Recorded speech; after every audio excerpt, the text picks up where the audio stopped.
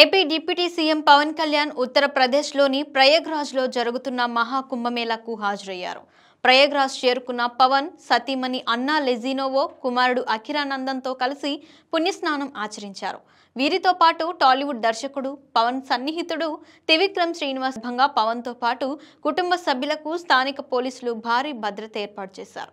కుంభమేళాలో తొక్కిసలాటలు అవాంఛనీయ ఘటనలు జరుగుతున్న నేపథ్యంలో పవన్ కు పుణ్యస్నానం పూర్తయ్యే వరకు రక్షణగా నిలిచారు. తాజాగా ఆధ్యాత్మిక పర్యటనలు చేస్తున్న పవన్ కళ్యాణ్ కుంభమేళాకు వెళ్లి పుణ్యస్నానాలు ఆచరించడం ప్రాధాన్యం సంతరించుకుంది.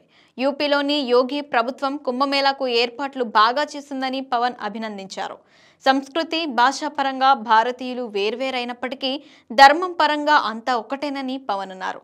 దానికి ప్రతిబింబం కుంభమేళా అని తెలిపారు. కుంభమేళాలో పాల్గొనడం తమ అదృష్టమని పవన్ కళ్యాణ్ అన్నారు. ఈ నెల 26తో కుంభమేళా ముగియనున్న నేపథ్యంలో సాధ్యమైనంత త్వరగా ప్రయాగ్రాజ్కు వెళ్లి పుణ్యస్నానాలు చేసేందుకు బయలుదేరి వెళ్తున్నారు. ఇదే క్రమంలో మాజీ ఉపరాష్ట్రపతి వెంకయ్యనాయుడు కుటుంబ సభ్యులు కూడా కుంభమేళాలో పుణ్యస్నానాలు చేశారు.